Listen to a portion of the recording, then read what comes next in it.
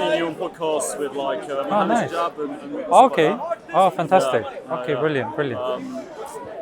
Yeah, I'll tell you what I can ask you about Islam. So you said, I guess the big trouble I have with Islam, I think there are some parts of the Prophet Muhammad's life that I struggle with, like his marriage to Aisha is probably the most controversial. How do you respond to sort of what people say about the marriage to Aisha? yeah. So when it comes to like the marriage of Aisha radiallahu anha, because Islam is based upon principles, we call them usul. Yeah. And the usul is that to marry somebody, they have to be physically ready, they have to be mentally ready, and it has to be socially acceptable. So these are the three criteria. So it's not that we're told to marry them young, but however, in a society in which there is no other choice, or in a society where that is regarded as the norm, because even if you look sociologically during that time, there's many factors to consider, and that's why Christians would marry very young, or pre-19th century. Even if you look, I think William Gladstone's book, in which he details about what would happen here in the UK, they would marry very young. So, but what we do is we go a step further by saying that we qualify it by that third criteria, which is it has to be socially acceptable also as well. So it's something that we wouldn't be doing now. However, if you look in India at this moment in time, according to I think their newspaper Op India, there was a headline that said 85% of child marriages are done by Hindus. Right. If you look in America also, I think a lot of their states it's kind of a grey area, that if your parents have given written consent, it's still possible to get married very young. So I would argue that in terms of like our usul, our principles, it's more rigorous than say Christianity or Hinduism, because of the lack of preservation, because of the lack of thingy. So So it's just it's just him, yeah. So there's a lot that I would agree with you there. I think obviously you mentioned it was accepted. I don't know the history, but I've heard people say that it was more acceptable at the time. I suppose one question I would have is, while there are child marriages in other parts of the world, often it's a bit older. Like I would still consider it unacceptable, but it's like they're sort of young teens and stuff like that. But I think it's the fact that she was 6 years old when she was 9 when it was betrothed, right? When they had sex. But she was married when she was 6. No, so we have so what we do is we have something called the nikah. The nikah is like a verbal contract, by saying that I take thee to be my lawful wedded wife, to give the Western parlance. However, the actual marriage takes place at consummation, which the Prophet waited for her to reach the age of puberty. And Aisha herself says in the literature, there's a reference in Tirmidhi that she reached maturity, and her consent was taken, her father was happy. So because she was also, her marriage was supposed to take place with somebody else before the Prophet. So there's many kind of points to consider over here. Imam Shafi also says that in Yemen, people are getting married young. According to the Catholic Encyclopedia, Mary got married at 12. In terms of the Rashi, who does the commentary of the Old Testament, and when you look at the dates, Rebecca was married at 3. Right. So bearing all that in mind, it's accepted, and Christians also believe that, of course, the Holy Spirit was there as well. So for us, it was the principles given, that socially acceptable, physically and mentally, but for them, the Holy Spirit plays a significant part, since the Bible, of course, was there. You mean with Mary? With Mary, with Rebecca, and even until the 19th century, all the Christians were getting married young.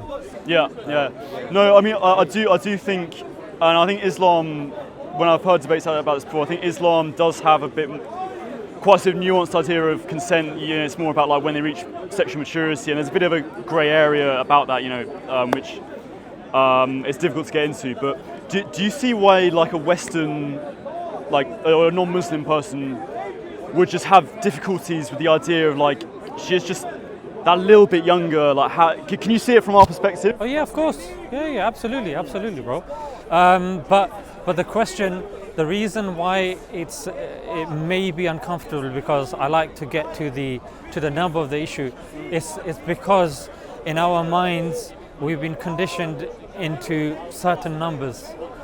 For example, I was having a debate with a right-wing guy, and he was very passionate about this, but I asked him a very simple question which he couldn't answer, and that was that what age should it be? And he said 18. And I said, okay, fantastic. Can you prove it? Can you prove that it's 18? Right. Either objectively or either scientifically. And he couldn't. And that's why you have such a disparity. Here it's 18, Estonia is 15, India is 20, China I think it's a bit older. But then if we start saying that no, a person will be considered a child abuser if it's not done according to our law, well then you fall into problems now. Like, on what basis are you saying it has to be 18? Does that mean that if someone is 17 years old and the girl is also 17, and then you become 18 now and she's still 17, are you considered an abuser now? Are you considered grooming her or this or that? The answer would be no. So I guess I would posit a similar question to yourself. What age do you think it's proper, and why? I get where you're going with it, and I mean it's the truth is I think for me I think I could not answer this question, and it's still not really getting to the heart of the issue. So I still think 6 or 9 years old is still so young. We're not talking about like her being 15 or 12, whereas it's like I'm not. But just out of interest, like when you say that she's not 15 or that, why that particular number? Because post-industrial revolution or post-Renaissance, I get it. There was a concept of childhood. However, pre-industrial revolution and Renaissance, there was no concept of childhood, and people typically would get married when they reached the age of puberty, and because. Wait, what do you mean there was no concept of childhood? Yeah, like childhood as a concept, it's post-Renaissance. Like, yeah. Like, I'll give you an example. Like even here in the UK, when a child would be regarded as somebody that would be, walking around and running around, they'd be stuck up chimneys. There'd be early childhood. Yeah, they'd be working, they'd be getting married. But they wouldn't be. They'd be kings, rulers. Yeah, I take your point. I take your point. So I guess what I'm saying is that also in the earlier years, what would happen was that life expectancy was very low. There was a concept of survival, and again there's this concept that in certain countries a person becomes maturer mentally. And here I absolutely agree with it. In fact, I would go a step further. I'm of the opinion that in the society that we're living in, I think 18 is too young to get married. But I don't, with the experience that I've had, I find it very uncomfortable when I hear, yeah, I'm getting married. How old are you? 18? Oh, I don't know, bro. I think you should wait a bit, have some life experience, because I don't think our education system, I don't think sociologically we're at a stage where we can demonstrate that the people can handle a relationship. Whilst in the past, they had no choice. They had to. It was either survive or die.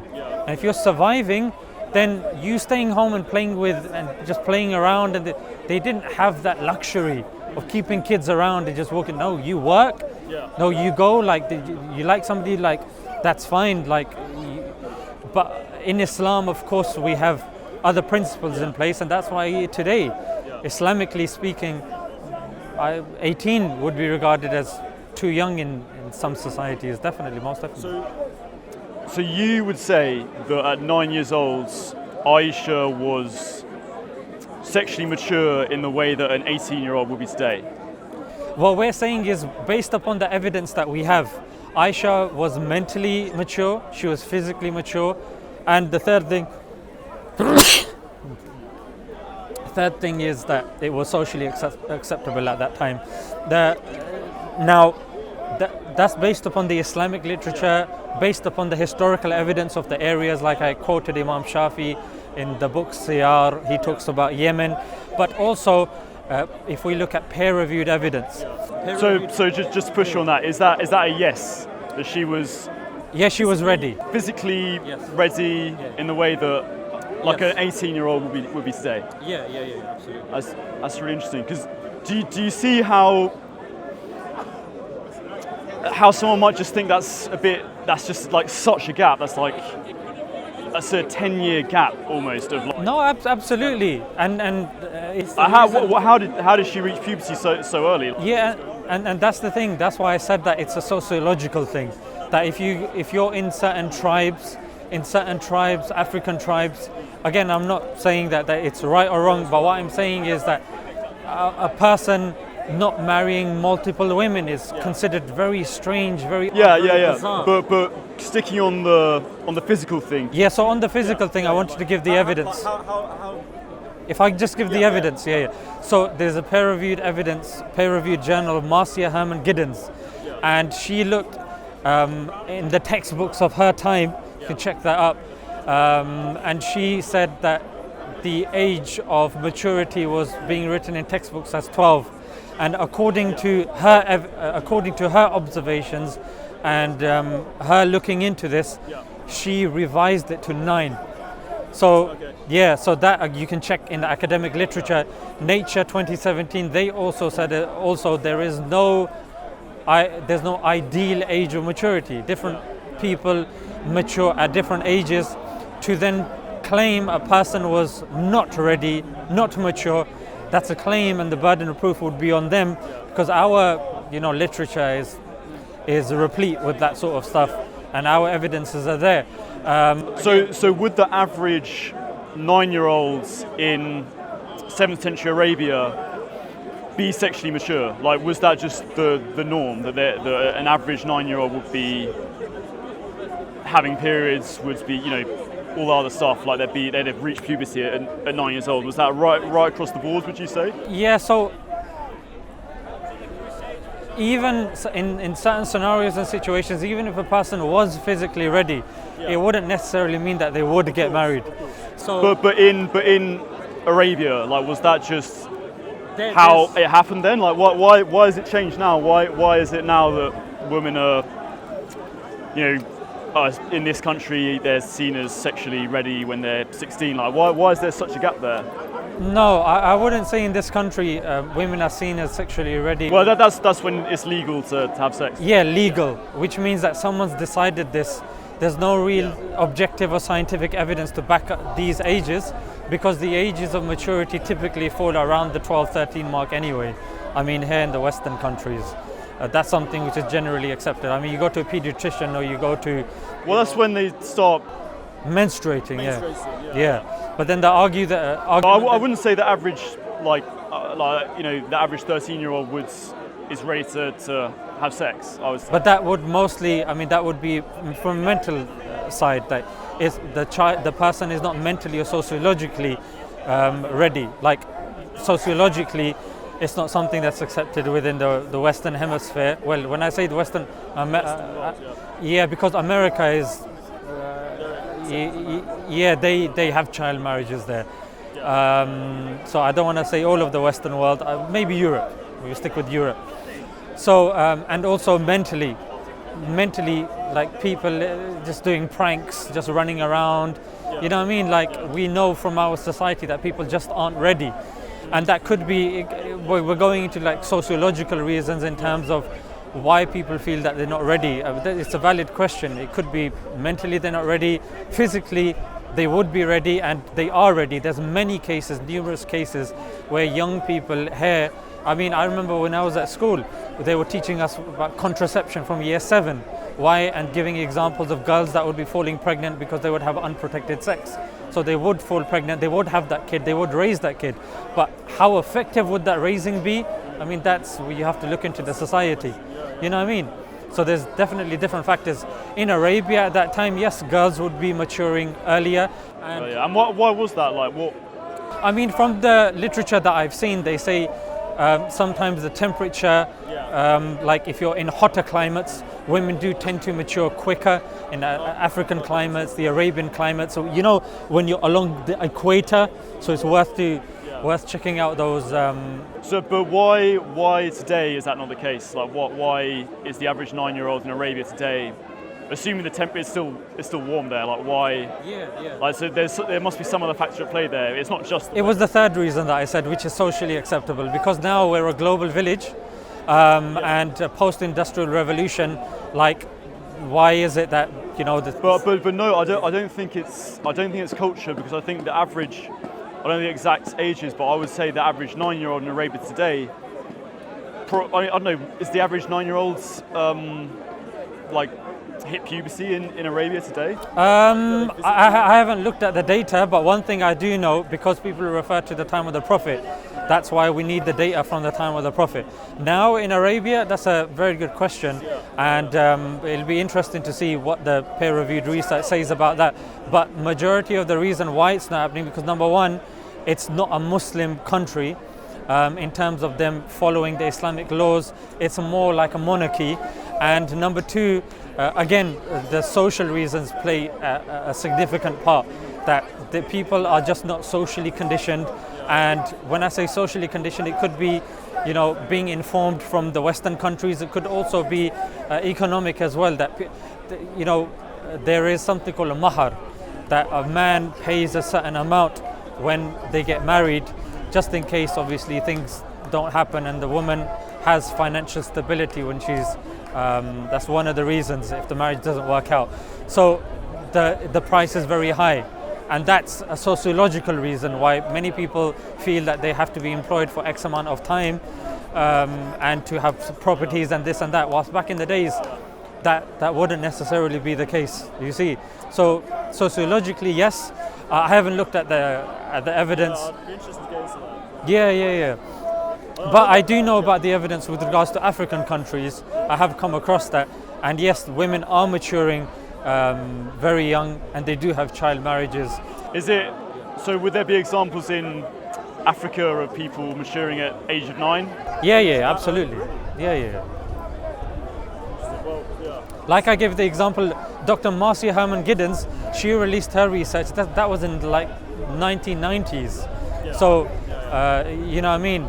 Like, and that's something that's peer reviewed. I mean, there's ample evidence, non-Marcia Herman Giddens, about this. But again, bear in mind that there is another stance, like within Islam, which people hold the view that no, the Prophet didn't get married to Aisha very young. So again, they have that view also. And do you hold to that view yourself? No, because if someone says that, look, this is in the literature, that's there, and this, and alhamdulillah. Yeah, but here's the thing. It's not an article of faith to believe that the Prophet married Aisha when she was that age. Like, you could be a Muslim, believe that Aisha was 12, 13, 16, whatever their opinion is. Because there are some people who say they counted it differently, like the ages or something like that. Yeah, so what certain people would do is they would look at the historical record and say that at this age Aisha couldn't have been this age when this happened or that happened. But I say no problem. I'll grant the premise. We go with the accuracy of the hadith, no problem. But either way, the point rests to this particular point, which is the fact that that's not an article of faith. A person can say, you know what, I hold an agnostic view about that. Is that happening today, and what would Islam say today? Okay, so Islam, it's morally, you know, it makes sense to me, it's acceptable. But I think the crunch point comes to, is there a God? Is there morality? What do we look towards? Where does it come from? What does that mean for us?